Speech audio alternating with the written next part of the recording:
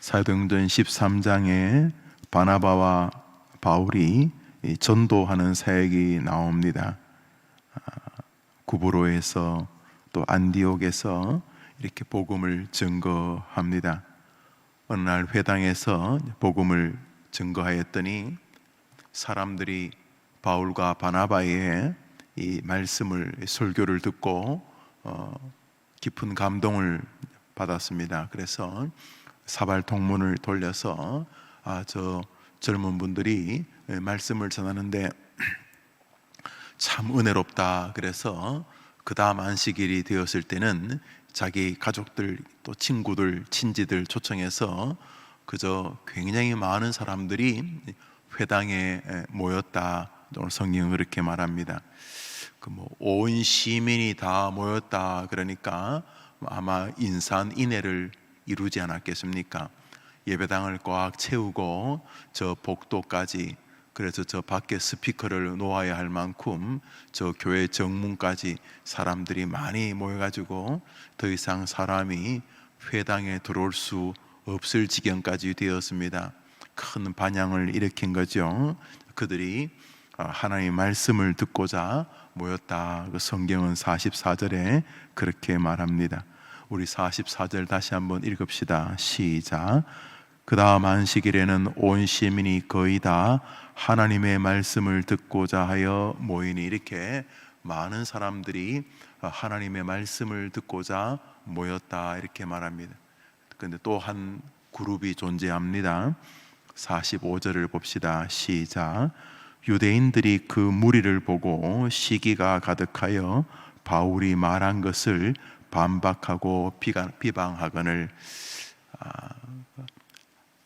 그냥 안 모이면 될 텐데 나는 그 바울이나 바나바가 말하는 설교가 아주 마음에 안 들어.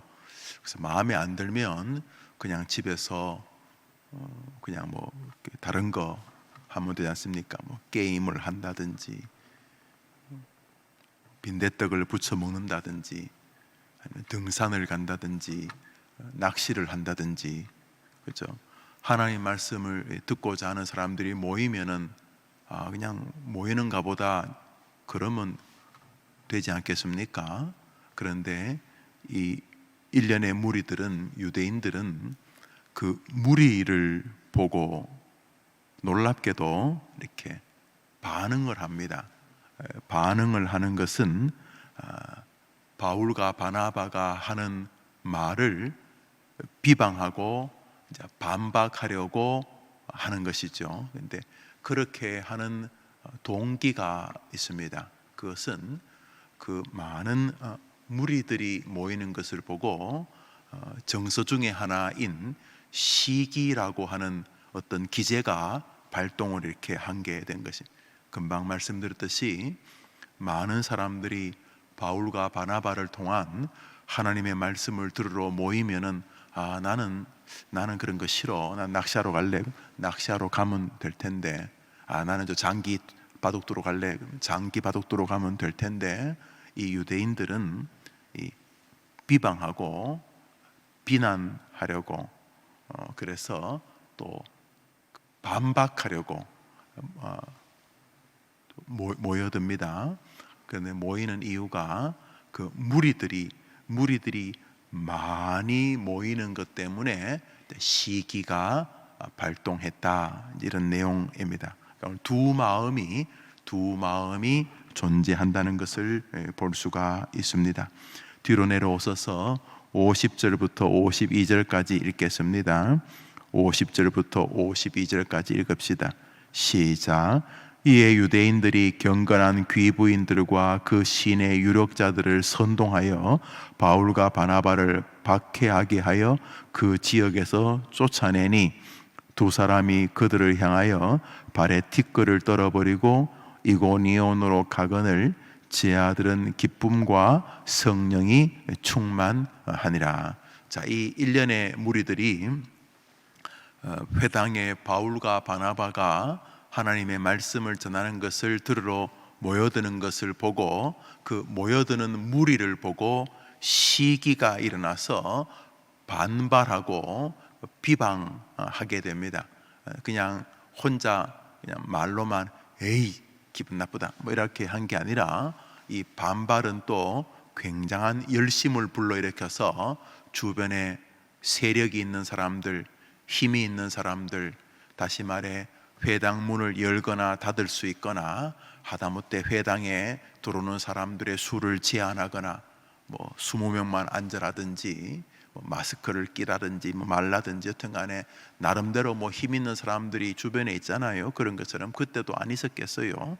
힘 있는 사람들을 동원해서 이들을 쫓아내, 무리도 쫓아내고 바울과 바나바도 쫓아내고, 앞으로 회당은 보름 동안 문 닫습니다 뭐 그랬는지 그래가지고 쫓아내었다 이렇게 말합니다. 한 그룹이 계속 영향을 이렇게 행사하고 있죠.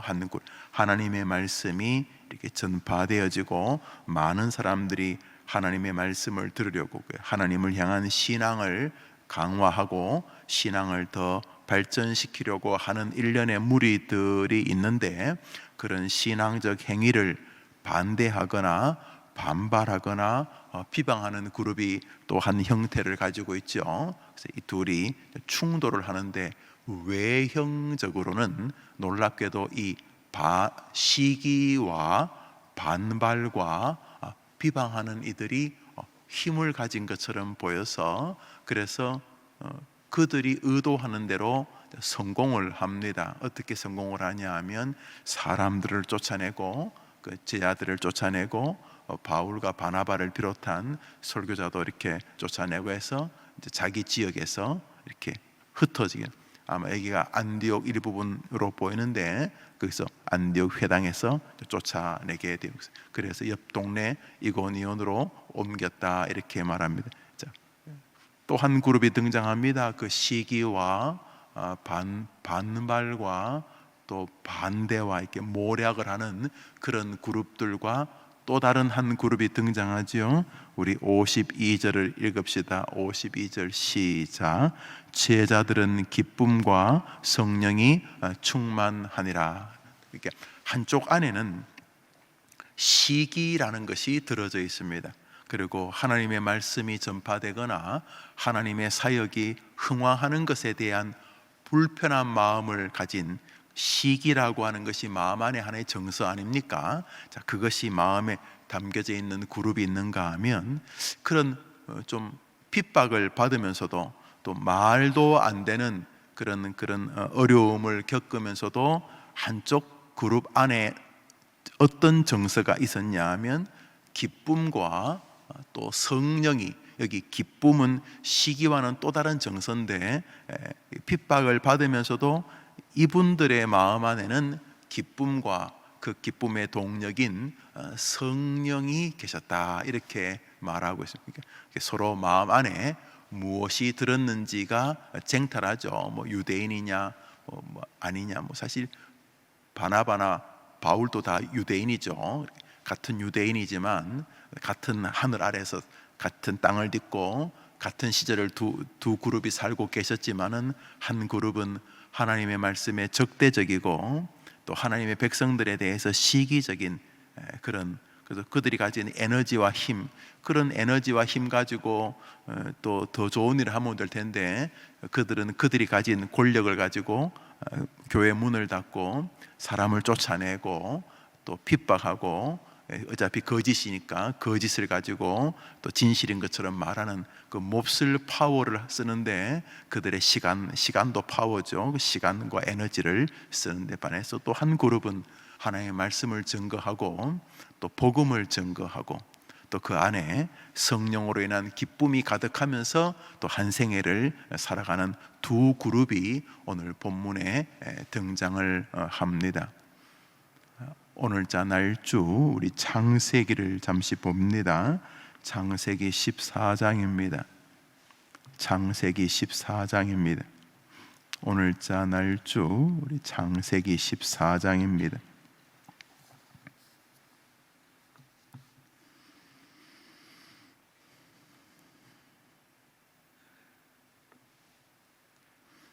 (12절을) 한 절 읽겠습니다.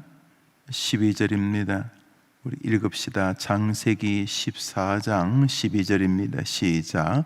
소돔에 거주하는 아브라함의 조카 롯도 사로잡고 그 재물까지 노략하여 갔더라. 어제 날짜의 성경 날줄을 우리가 보면은 아브라함과 롯이 서로 재산이 좀 많아지다 보니까 그 밑에 아래 사람들끼리 누구 양에게 우물물을 먼저 먹이냐, 뭐 우리는 많이 기다렸다, 뭐 너만 기다렸냐, 뭐 이러면서 이 풍요의 공격이 있어서 결국 그 풍요 때문에 아브라함과 롯이 이제 서로 나뉘어지게 되고, 롯은 그 시대 가장 비옥한 땅이었던 소돔과 고모라라는 지역으로 가게 됩니다. 굉장히 땅이 비옥했고 또 풀도 많았던 것과 같습니다. 이스라엘 백성들에게는 목축이 주된 업이었기 때문에 비옥하다 하는 말은 물이 있고 또 마실 물 개울이 있고 또 우물이 넉넉하고 또 풀이 많은 곳이겠죠. 그러니까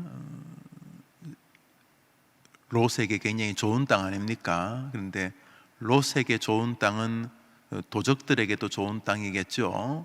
롯이 살기 좋으면은 그 옆에 있는 적들도 살기 좋은 땅 아니겠습니까? 롯이 살기 힘든 땅이면 도둑도 뭐 살기 힘든 땅이겠죠. 그렇지 않습니까?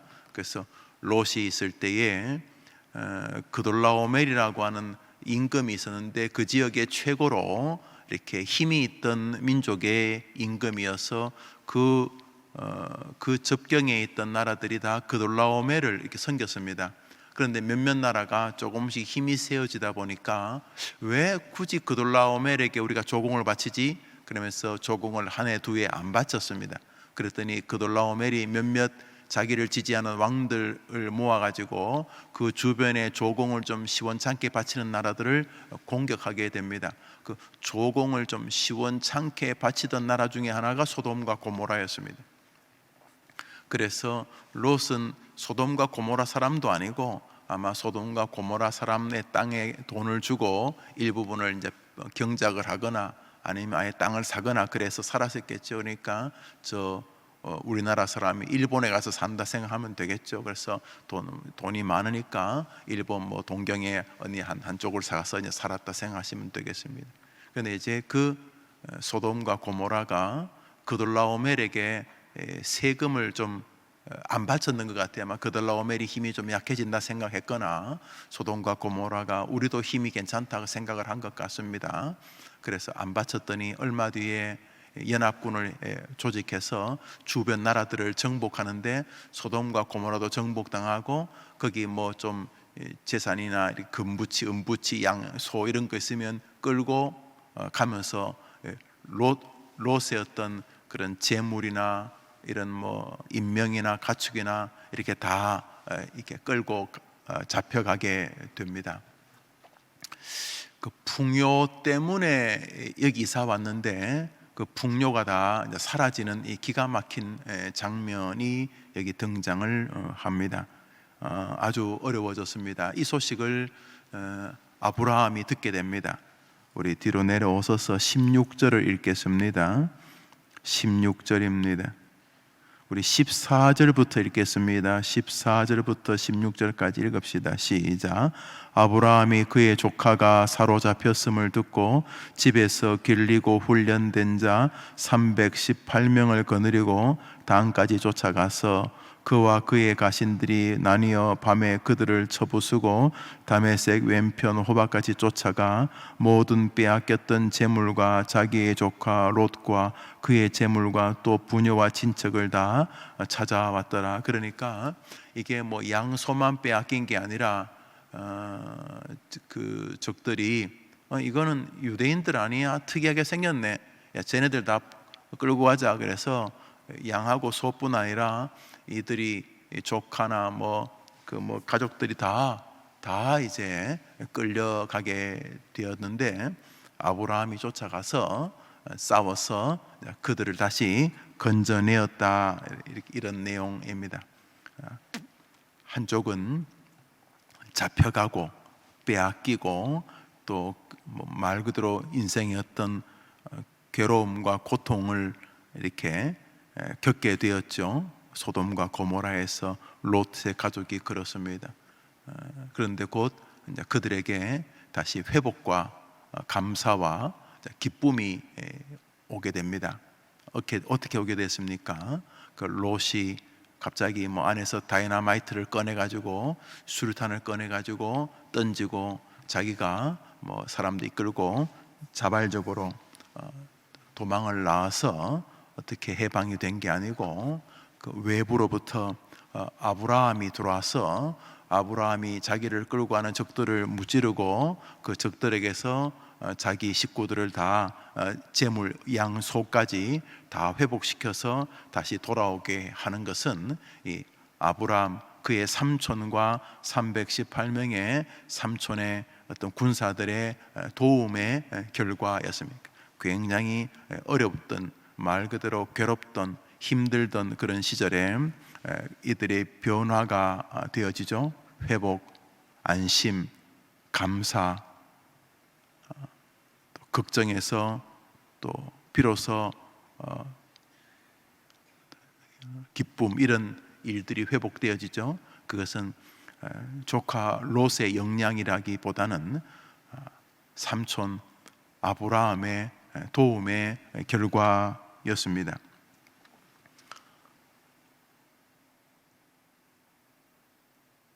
어려움과 괴로움이 있던 시절에, 불편함과 안타까움이 있던 시절에 소망과 회복과 기쁨의 소식으로 변환되어지는 계기는 조카 롯의 삶에 아브라함이 개입하였기 때문입니다. 방금 사도행전에서 사람들의 마음에 시기가 있었던 것은, 또 하나님의 말씀에 반발하고 비방하는 마음이 있었던 것은 그들 마음 안에 기쁨과 감사와 또 성령이 없었기 때문일 것이고, 그렇게 사람들이 자기를 핍박함에도 불구하고 이 제자들 바나바와 바울은 기쁨을 가지고 정말 이렇게 어쩔 수 없는 그런 실소나 냉소가 아니라 그런 핍박을 받으면서도 기쁨을 가지고, 아하, 이게 하나님이 연마을로 가서 복음을 전하라는 뜻인가 보다, 그러면서 그들의 어떤 핍박이나 말도 안 되는 억울한 박해를 받으면서도 그 안에 기쁨이 변함없이 있었던 것은 그들 안에 성령께서, 하나님께서, 예수님께서 그들의 심령 안에 들어오셨기 때문이다 하는 것이 사도행전에서 보았던 내용이죠. 그러니까 같은 유대인인데 한쪽은 하나님의 말씀을 반대하고 적대하고 비난하고 비판하지만, 시기가 가득하지만, 한쪽은 그런 상황에서도 기쁨이 가득하고 감사가 가득하고 기꺼이 자신이 하나님의 부름을 받은 사람이라는 분명한 확신에 있어서 또 이고니온으로 가서 그와 동일한 일을 하게 하는 동의는 그들이 탁월해서가 아니라 그들 안에 성령께서 계셨기 때문이다, 이런 것이죠. 우리 창세기에서 롯을 도왔던 아브라함의 정서세계, 아브라함을 붙잡고 있던 것을 잠시 보겠습니다. 18절부터 우리 20절까지를 봅니다. 창세기 14장 18절부터 20절입니다. 시작. 살렘 왕 멜기세덱이 떡과 포도주를 가지고 나왔으니 그는 지극히 높으신 하나님의 제사장이었더라. 그가 아브라함에게 축복하여 이르되, 천지의 주제이시오 지극히 높으신 하나님이여 아브라함에게 복을 주옵소서. 너희 대적을 내 손에 붙이신 지극히 높으신 하나님을 찬송할지어다 하매 아브라함이 그 얻은 것의 10분의 1을 멜기세덱에게 주었더라.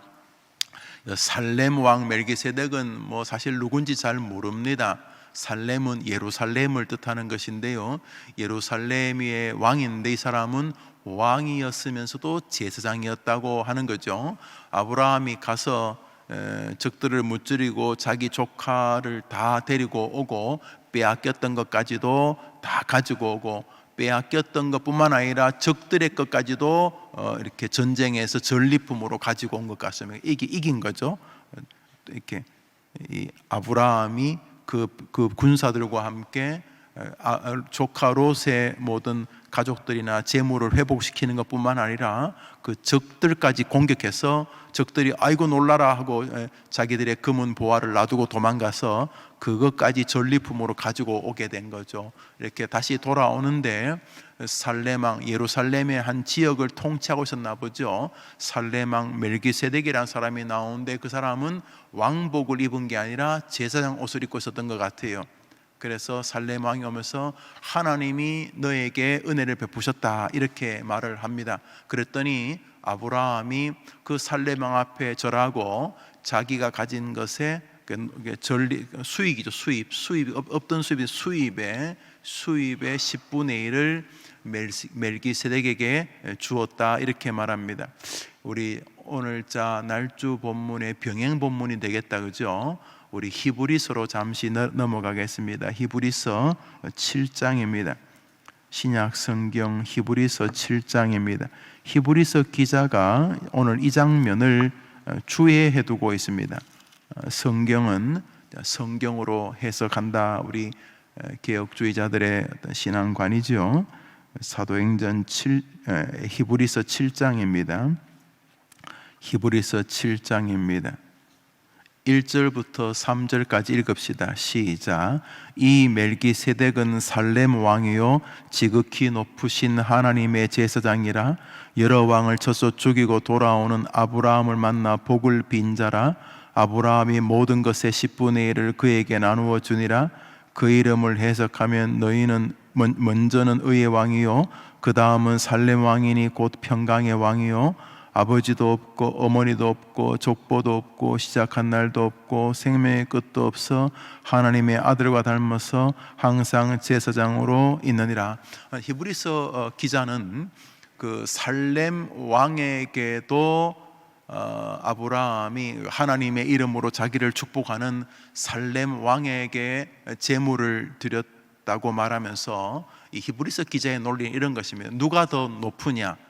제물을 주는 자가 높으냐 받는 자가 높으냐? 받는 자가 높지 이라면서 아브라함이 살렘 왕에게도 경배를 드렸다면 그로 제사장 살렘 왕에게도 예물을 드렸다면 만왕의 왕이요 완전한 제사장인 그리스도에게는 우리가 어떻게 해야 되겠느냐, 이런 논리로 비약해 가는 성경이죠. 여기 중요한 것은 아브라함이 왜 살렘 왕에게 자신의 11조를 드렸느냐 하는 것이죠. 전쟁에도 목숨까지 바치고 오면서 왜 드렸냐 하면 살렘 왕이 하나님의 이름으로 예언하고 축복했기 때문입니다. 아브라함이 그 전쟁이고 이기고 돌아오면서 그 마음에 무엇이 있었는지를 알 수가 있습니다. 전쟁을 하고 돌아오는데 살렘 왕이 박수나 치고 프랭카드만 건 게 아니라 하나님의 이름으로 축복합니다. 그러자 이 제사장에게 자신의 것을 드리는데 이 히브리서 기자가 그것이 굉장히 견고한 믿음의 행위라고 말하지요. 여기 중요한 것은 이 아브라함의 마음 안에 무엇이 있었느냐 하는 거죠.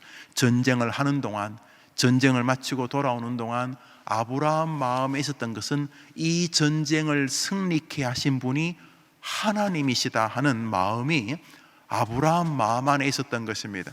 그래서 돌아오는데 하나님의 이름을 말하는 제사장을 보자 하나님 아버지 감사합니다 라고 경배했던 것이죠. 살렘 왕은 제사장임과 동시에 성전이고 예배당이고 예배하는 장소고 하나님을 만나는 장이죠. 그러니까 이 살렘 왕이라고 하는 특정한 사람, 제사장 멜기세덱이라고 하는 한 인물이 아니라 오늘 성경 창세기는 조카 롯이 무엇에 붙잡혀서 거기 가 있었느냐, 이것을 먼저 말하고 싶은 것입니다. 이 조카 롯이 소돔과 고모라에 간 이유는 재물 때문이었습니다. 다 빼앗겼습니다.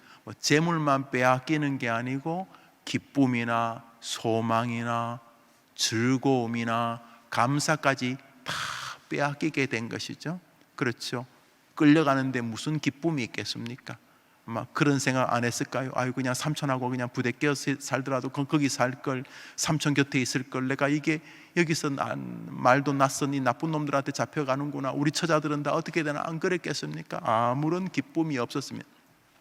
그런데 감사하게도 삼촌이 그 소식을 듣고 목숨을 걸고 달려와서 자기 일가와 자기 재산을 다 지켜주고 회복시켜 줬습니다.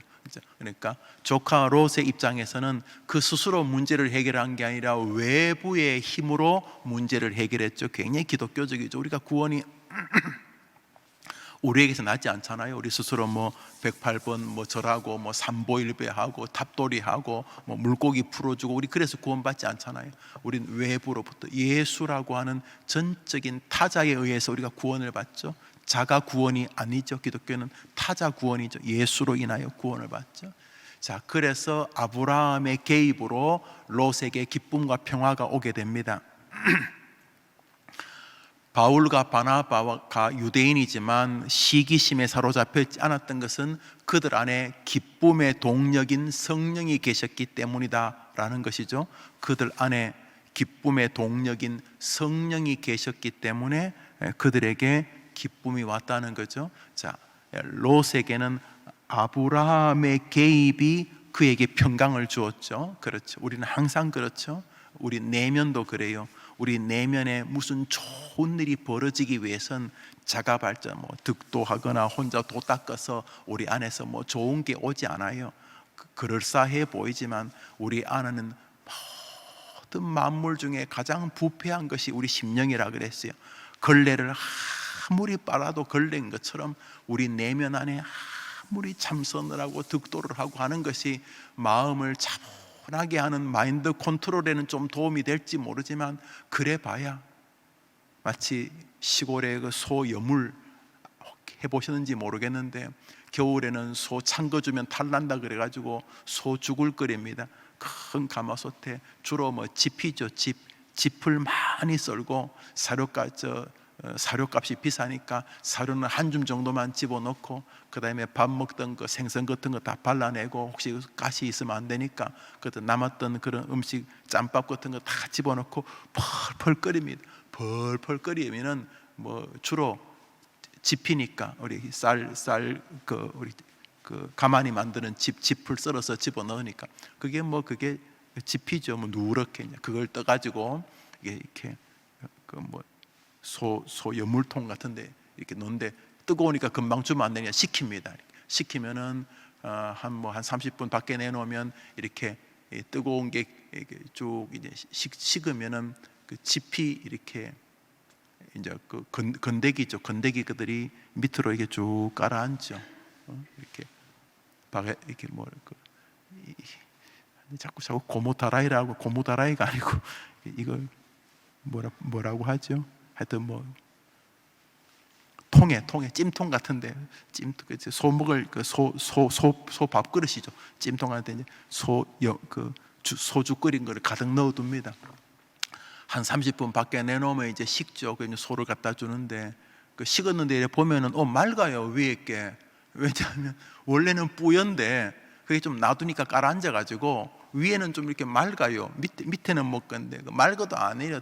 발로 툭툭 차면 다시 밑에 그 뿌연 게 쭉 올라와요. 우리 인간이 그런 거예요. 이렇게 화장하고 있고 하니까 우리가 다 괜찮아 보이고, 강단에서 설교하니까 굉장히 괜찮아 보일지 모르지만, 이렇게 발로 툭툭 차면 그 밑에서 뿌연 게 쭉 올라 이렇게 휘저으면 말이죠. 우리 인생이 그런 거죠. 우리 인간이 그런 거죠. 우리는 우리 스스로 선한 게 별로 없죠. 항상 좋은 것은 밖으로부터 오죠. 우리 주님으로부터 오죠. 기쁨, 감사 다 이게 외부로부터, 우리 주님의 은혜로. 그래서 날마다 우리는 그렇게 구하죠. 하늘로부터. 조카 롯의 인생의 변화는 자기 스스로의 자가 구원이 아니라 아브라함이 개입함으로 은혜가 임했습니다. 그런 것처럼 바울과 바나바의 심령이 어려움 속에서도 시기와 모략이나 낙심에 빠지지 않았던 것은 그들 안에 기쁨의 동인이었던 성령님이 계셨다, 이런 뜻이죠. 오늘 본문에 롯의 인생에 아브라함의 개입이 그에게 변화를 줬는데, 그럼 아브라함은 어떻게 그 목숨을 걸고 조카를 건져낼 싸움까지 했겠는가? 혹은 그런 싸움을 하는 아브라함의 심령 안에 뭐가 있었는가? 그것은 멜기세덱을 만나는 순간 아브라함이 하는 태도에서 발견되어집니다. 멜기세덱 왕, 아브라함의 평소 관계가 있었는지는 잘 모르겠습니다. 그런데 성경은 그가 제사장이었다 이렇게 말합니다. 그리고 야훼, 엘로힘의 이름으로 그를 축복하였습니다. 그러자 아브라함은 엘로힘, 하나님의 이름을 말하는 제사장을 만나는 순간, 설교자가 있는 곳이 그게 교회 아닙니까? 제사장을 만나는 순간 그는 그에게 예물을 드리며, 히브리서 기자는 그 모티브를 그대로 가져와서 지극히 높은 제사장에게 아브라함이 예물을 바쳤다면 완전한 제사장인 그리스도에게는 어떻게 해야 되겠느냐, 이런 논리를 말하는데, 중요한 것은 아브라함이 제사장 앞에 행했던 태도를 통해서 아브라함의 마음을 붙잡고 있었던 것이 무엇인가를 우리에게 알게 한다는 거죠. 바로 하나님입니다. 아브라함은 그 안에 계시는 하나님을 의지하고 전쟁을 하고 전쟁의 승리를 거두고 돌아왔을 때 그 모든 공로가 하나님이셨다는 것을 알고 있었다, 이런 말입니다. 오늘 하루 여러분들이 훌륭한 삶을 살아서 주변 사람들이 많이 좋아하겠지만 여러분들을 모든 사람이 좋아할 리는 없지 않겠습니까? 그렇지 않습니까? 바울도 모든 사람이 좋아하지 않았는데, 믿음이 굉장히 좋은 베드로도 모든 사람이 좋아하지 않았는데, 바나바는 굉장히 인격이 온순한 사람, 이름 자체가 온순하다, 위로한다, 이런 뜻인데, 그 바나바와 같은 그런 훌륭한 사람에게도 시기하고 모략하는 사람들이 있지 않습니까? 하물며 흠도 점도 없는 예수님조차 온갖 시기와 냉소와 야유를 들으셨다면 우리도 안 그러면 좋겠지만, 우리가 살면서 어찌 모든 사람들이 우리에게 박수만 칠 수 있겠습니까? 그렇지 않습니까? 그 외에 또 우리 스스로가 그렇게 꼭 박수만 받기 어려울 연약함과 부족함이 우리 다 있지 않습니까? 자, 그러면 오늘 하루 어떻게 우리에게 담대함, 기쁨이 나를 장악하게 할 수 있겠는가? 그것은 아자, 할 수 있다, 아자, I can do it, 이렇게 자기를 이렇게 최면하는 게 아니고, 오늘 하루도 성령이 내 안에 임하시면, 아브라함이 하나님의 은혜입니다라고 말하며 그가 전쟁하는 내내 하나님을 의지하고 전쟁을 끝나고 돌아와서 하나님의 이야기를 하는 그에게 제물을 드리는 것을 볼 때에 하나님의 은혜로 이 전쟁을 이겼습니다 하는 아브라함을 붙잡고 있던 체제가 하나님 의존 신앙이었다는 것을 알게 하는 것이죠. 오늘도 조카 롯 같은 우리가 삶을 살아갑니다.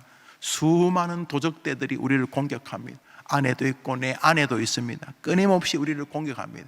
우리는 우리 스스로 이길 수 없습니다. 우리에게 영적인 아브라함이 와야 합니다. 영적인 능력이 와야 됩니다. 우리 하나님이신 줄 믿습니다. 우리 예수님인 줄 믿습니다. 우리 성령님인 줄 믿습니다. 오늘도 그분을 의존하고 그분에게 내 마음을 드릴 때 우리는 시기와 낙심, 낭망이나 세상 사람들이 하자는 대로 하지 않고 믿음의 하루를 살게 될 줄 압니다.